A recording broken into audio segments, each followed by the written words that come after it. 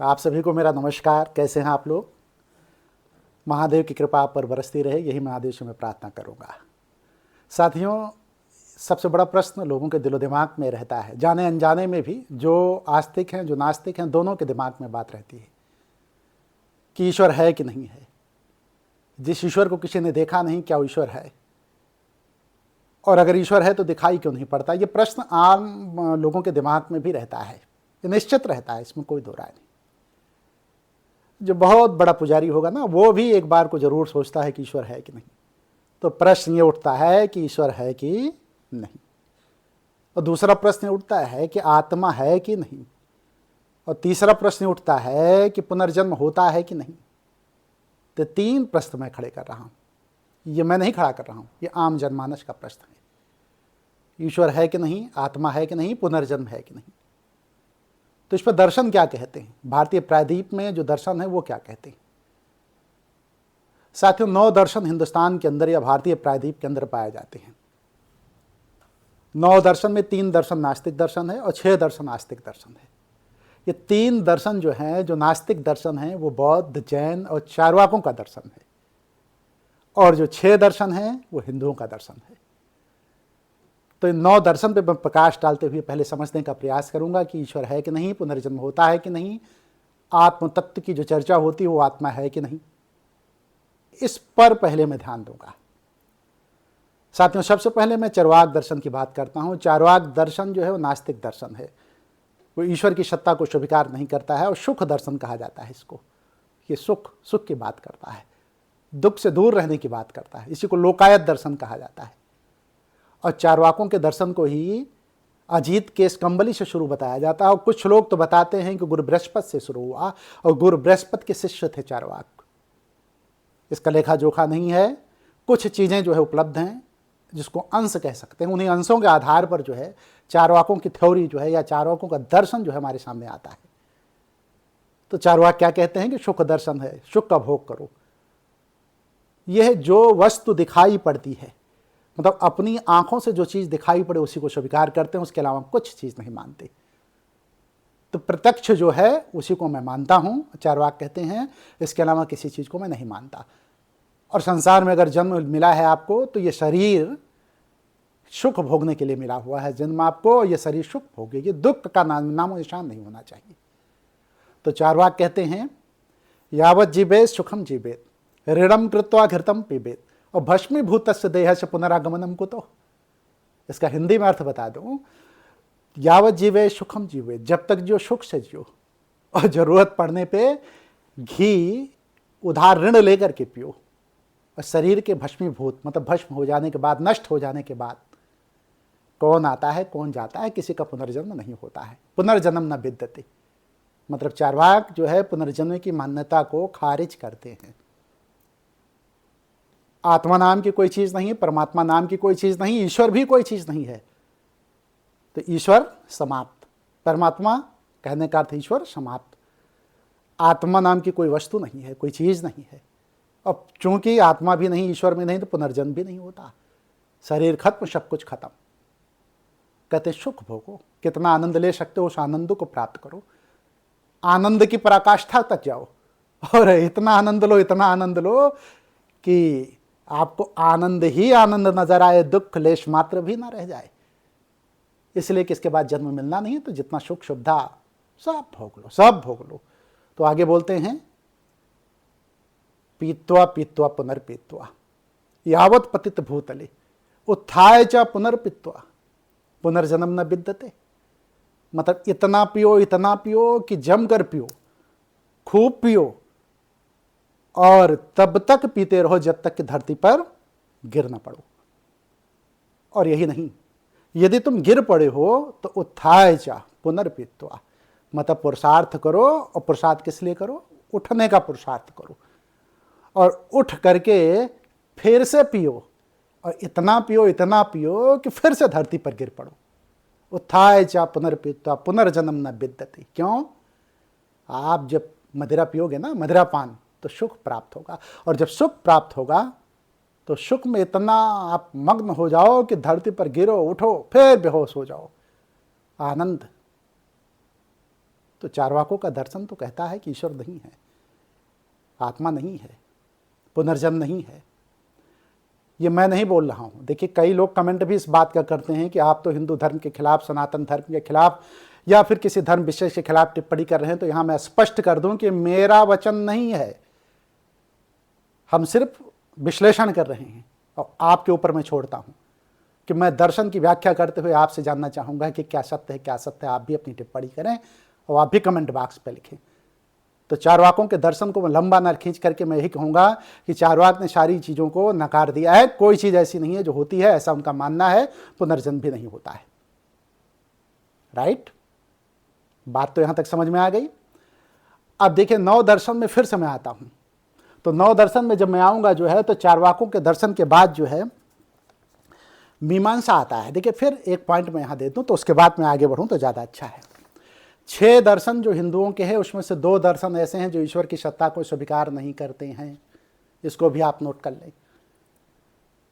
4 दर्शन ईश्वर की सत्ता को स्वीकार करते हैं, लेकिन मीमांसा एक ऐसा दर्शन है जो ईश्वर की सत्ता को स्वीकार नहीं करता है। मीमांसा कहता है, जैमिनी मुनि ने इसको लिखा था, मीमांसा कहता है कि ईश्वर को होने की कोई आवश्यकता नहीं है और कर्मफल देने के लिए किसी ईश्वर की कोई आवश्यकता नहीं, ईश्वर का होना कोई जरूरी नहीं है। इसलिए ईश्वर की मान्यता को मीमांसा खारिज करता है। मीमांसा में उत्तर मीमांसा, पूर्व मीमांसा 2 हैं।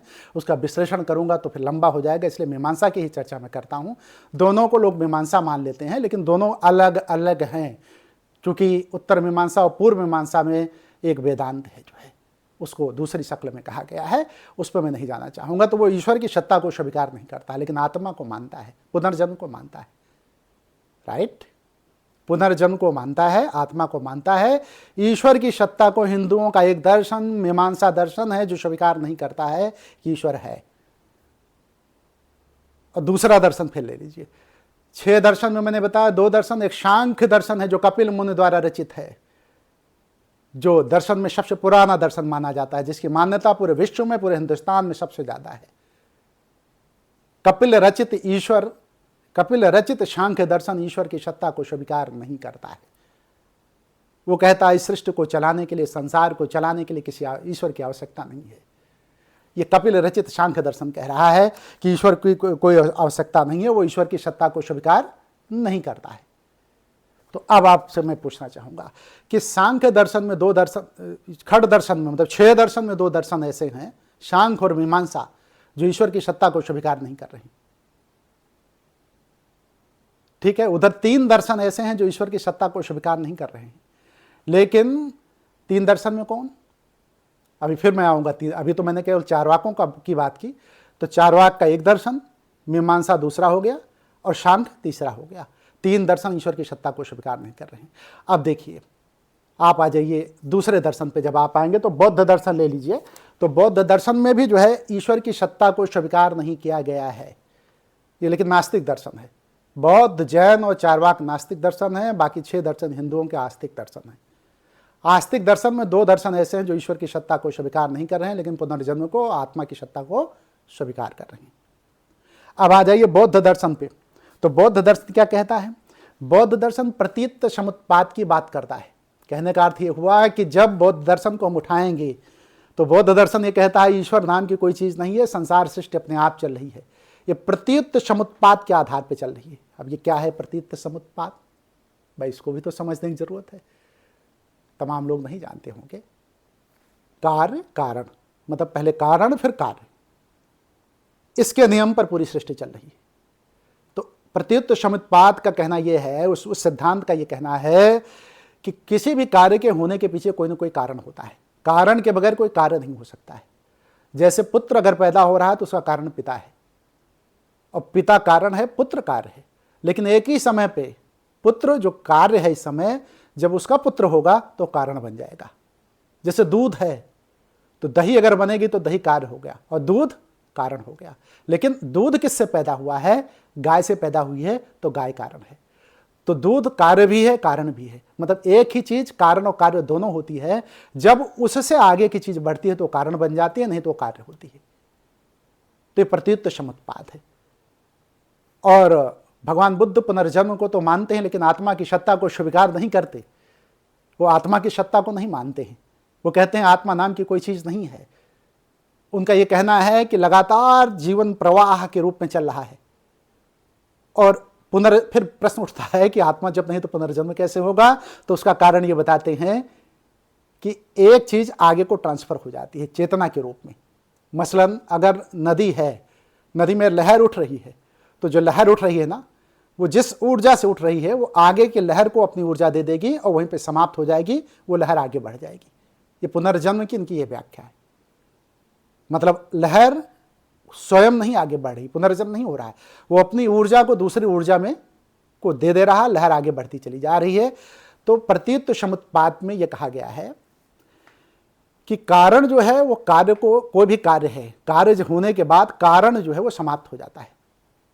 ठीक है, लेकिन कठिन हो रहा है, लेकिन फिर से मैं बता दूं कि जब यही बात सांख्य दर्शन की जब आती है तो सांख्य दर्शन कहता है नहीं, कार्य में कारण के गुण होते हैं। मतलब कार्य कारण का गुण लिए, कारण में कार्य छिपा रहता है, उसके गुण होते हैं। और बुद्ध मतलब बौद्ध दर्शन इसको स्वीकार नहीं करता है। लेकिन देखिए, बौद्ध दर्शन किसी भी मायने में आत्मा की सत्ता को स्वीकार नहीं कर रहा है, ईश्वर की सत्ता को भी स्वीकार नहीं कर रहा है, लेकिन पुनर्जन्म को मान रहा है। तो हमने कितने दर्शन बता दिए? 4 दर्शन। एक पहला दर्शन फिर से मैं रिपीट कर दूं, जो चारवाकों का है, वो ईश्वर की सत्ता को स्वीकार नहीं कर रहा है। दूसरा मैंने बताया मीमांसा, जो ईश्वर की सत्ता को स्वीकार नहीं कर रहा है। तीसरा मैंने बताया सांख्य, जो ईश्वर की सत्ता को स्वीकार नहीं कर रहा है। मीमांसा और सांख्य दोनों हिंदुओं के दर्शन है, इसको आस्तिक दर्शन कहा जाता है, लेकिन ईश्वर की सत्ता को नहीं स्वीकार कर रहे हैं। उसी जगह पे बौद्ध दर्शन भी ईश्वर की सत्ता को स्वीकार नहीं कर रहा, लेकिन चारवाकों की तरह आत्मा की सत्ता को भी नहीं मान रहा है, लेकिन पुनर्जन्म को मान रहा है। ठीक, अब आ जाइए जैन दर्शन पे। जैन दर्शन ईश्वर की सत्ता को स्वीकार नहीं करता है। वो कहते हैं कि सृष्टि को चलाने के लिए, सृष्टि हमेशा रही है, हमेशा रहेगी, शाश्वत है, सनातन है, पुरातन है, ये नष्ट नहीं होगी, ये हमेशा थी, हमेशा से बनी रही है। लेकिन इस सृष्टि को चलाने के लिए किसी ईश्वर की आवश्यकता नहीं है। मतलब ईश्वर की सत्ता को जैन धर्म के लोग भी स्वीकार नहीं करते, लेकिन आत्मा को स्वीकार करते। बौद्ध दर्शन आत्मा को स्वीकार नहीं कर रहा है, चारवाकों का दर्शन आत्मा को स्वीकार नहीं कर रहा है, लेकिन जैन दर्शन यहां पे आत्मा को स्वीकार कर रहा है।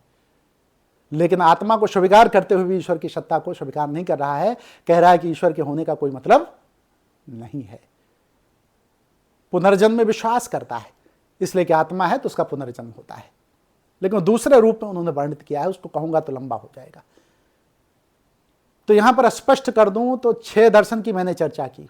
अब आप एक प्रश्न फिर आपके मन में आ रहा होगा, कठिन है तो उसको सरल करने का मैं प्रयास करूंगा, और जो चीज़ नहीं समझ में आएगी उसको दूसरे वीडियो में मैं रिपीट करने का प्रयास करूंगा। आस्तिक और नास्तिक का क्या अर्थ रह गया फिर? भाई, हिंदुओं के जो 2 दर्शन है वो भी तो ईश्वर की सत्ता को स्वीकार नहीं कर रहे हैं, तो वो भी तो नास्तिक हुए। जिस तरीके से चारवाक, जैन और बौद्ध दर्शन ईश्वर की सत्ता को स्वीकार नहीं करते तो नास्तिक हैं, उसी तरीके से जो है मीमांसा और सांख्य दर्शन जब ईश्वर की सत्ता को नहीं स्वीकार कर रहे तो वो भी तो नास्तिक हुए। तो इसका भी उत्तर आपको जानना चाहिए धर्मग्रंथों का अध्ययन करके। देखिए, यहां नास्तिक आस्तिक का अर्थ धर्मग्रंथों में या हमारे परंपरा में ये माना गया है कि जो वेदों से अपना प्रकाश लें, जो वेदों से प्रकाशवान हो, वो आस्तिक दर्शन है, और जो वेदों से प्रकाश ना ले वो नास्तिक दर्शन है। उनकी प्राण ऊर्जा जो है वेदों से मिलती हो तो आस्तिक है। सांख्य दर्शन वेदों को स्वीकार करता है, लेकिन ईश्वर की सत्ता को स्वीकार नहीं करता। मीमांसा ईश्वर की सत्ता को नहीं स्वीकार करता, लेकिन वेदों से प्राण लेता है, उसकी ऊर्जा वेदों से मिलती है, उसको प्रकाश वेदों से मिलता है।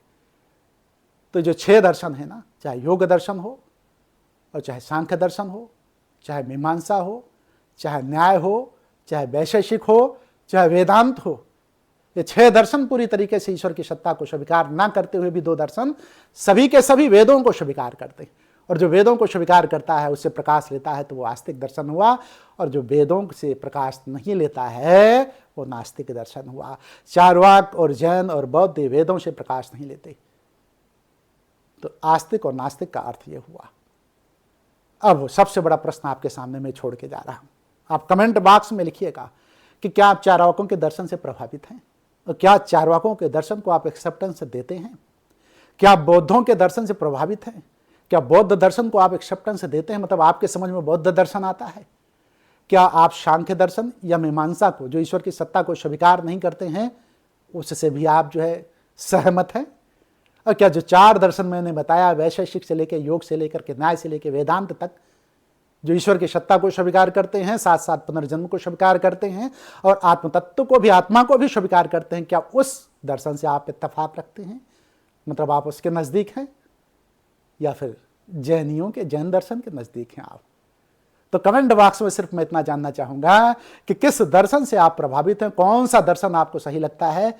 आप भी अध्यात्म पथ पर चल करके सत्य का पता लगाएं कि सच क्या है और हमें भी अवगत कराएं, जिससे आगे की वीडियो में मैं इसको शामिल कर सकूं आपके विचारों को। वीडियो लंबी ना होने पावे, इसके लिए मैं वीडियो को समाप्त करूंगा।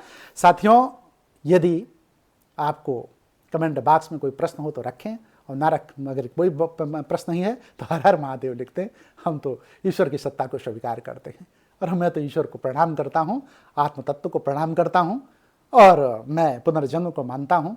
तो ईश्वर, आत्मा, पुनर्जन्म को मानते हुए, महादेव की शक्ति का एहसास करते हुए स्वयं मैं अपना विचार बता रहा हूँ। अपने विचारों को इसलिए बताए दे रहा हूँ कि आपके विचारों को जानने में आसानी हो जाएगी, पक्षपात नहीं होगा कहीं पे, इसलिए अपने विचारों को रख देना चाहिए।